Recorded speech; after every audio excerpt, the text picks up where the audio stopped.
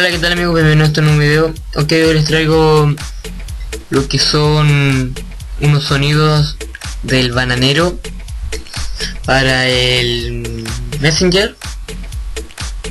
Y bueno, saldrá en esta carpeta, le vendrá este que dice Soundpack 950.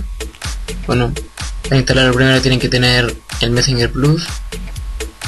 Y bueno, le van a dar clic, doble clic. Pero así que abre el Messenger para ejecutarlo.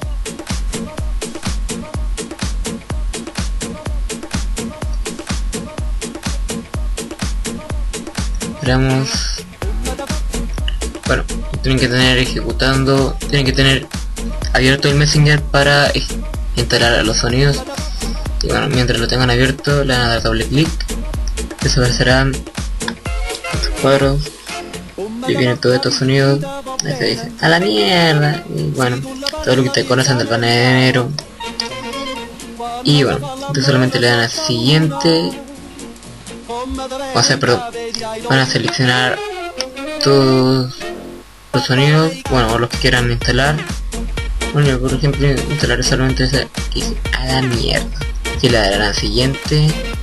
Bueno, le darán después a... Bueno, aquí ustedes lo pueden seleccionar aquí si quieren seguir instalando más sonidos. El siguiente. Después ahí ustedes pueden buscar más sonidos y todo eso. Yo lo cancelaré porque ya los tengo todos instalados. Y también les traigo un pack de iconos así de Halloween, de caritas. Como pueden ver, aquí estamos a un día antes de Halloween y quizás les gusten estas caritas de Halloween. Ok, esto ha sido todo en este video. Yo soy el Chico, nos vemos en el siguiente video. Y también les quiero mandar un saludo a los miembros del team Dark Revolución. Y bueno, esto ha sido todo en este video. Yo soy el Chico, nos vemos en el siguiente video. Adiós.